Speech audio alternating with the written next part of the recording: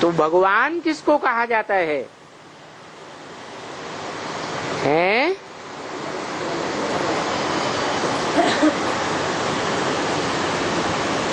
धनवान किसको कहा जाता है? धन वाला हो तो धनवान, और हैं? जाने तो भगवान, ज्ञान जाने तो भगवान।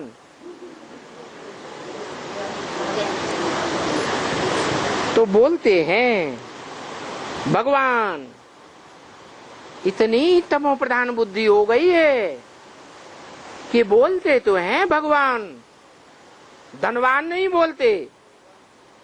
ऊंचे ते ऊंचा भगवान, ऊंचे ते ऊंचा कर्म करने वाला। क्या? कैसा ऊंचा कर्म?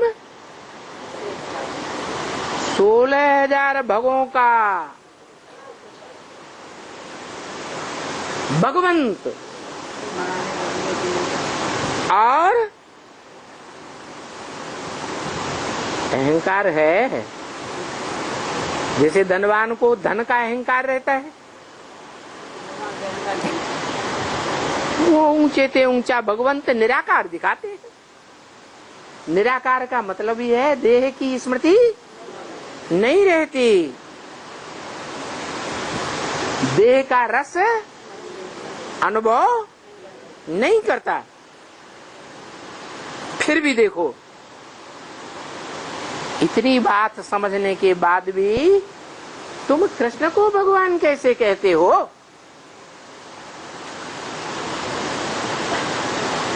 भगवान तो एक है ना। ऐसे थोड़े ही कि राम भी भगवान, कृष्ण भी भगवान, शंकर भी भगवान, गणेश भी भगवान, हनुमान भी भगवान।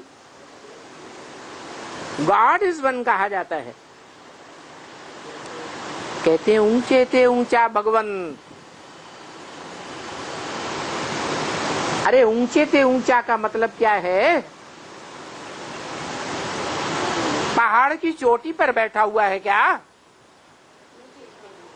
जो भक्ति मार्ग में दिखाते हैं कैलाश पर्वत पर बैठा हुआ है, अमरनाथ में मंदिर बनाया हुआ है। तो ऊंचे ते ऊंचा भगवान वो जरूर निराकारी स्टेज की बात है, ऊंची स्टेज की बात है। और बरोबर वो निराकार बाप किसका बाप है? अरे चींटी का बाप चींटी, हाथी का बाप हाथी, सांप का बाप सांप जैसा। तो मनुष्य आत्माओं का बाप मनुष्य आत्मा है, तो मनुष्य, लेकिन आत्मिक स्थिति में टिकी हुई आत्मा। कैसी आत्मा? कैसे मनुष्य? जिनमें देह भान का महाविनाश के टाइम नाम निशान न रहे। अपन को ज्योति बिंदु आत्मा ही देखें, ऐसी स्टेज बन जाए कि जब चाहे ये मिट्टी रूप शरीर को छोड़ करके दूर से आत्मा बन करके अपने ही शरीर को मुर्दा रूप में देखें, और जब चाहे तो उसमें प्रवेश भी कर जाए। उसको कहते हैं परम पिता परमात्मा।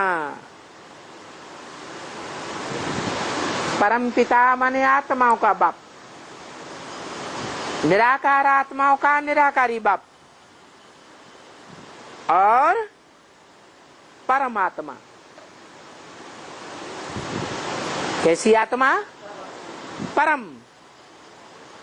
जितनी भी चक्र में आने वाली आत्माएं हैं, 84 के चक्र में, उनमें परम पार्टधारी हीरो आत्मा परमात्मा, जिसका टाइटल परमात्मा परमपिता के बाद लगा हुआ है। ऐसे कभी नहीं कहेंगे परमात्मा परमपिता।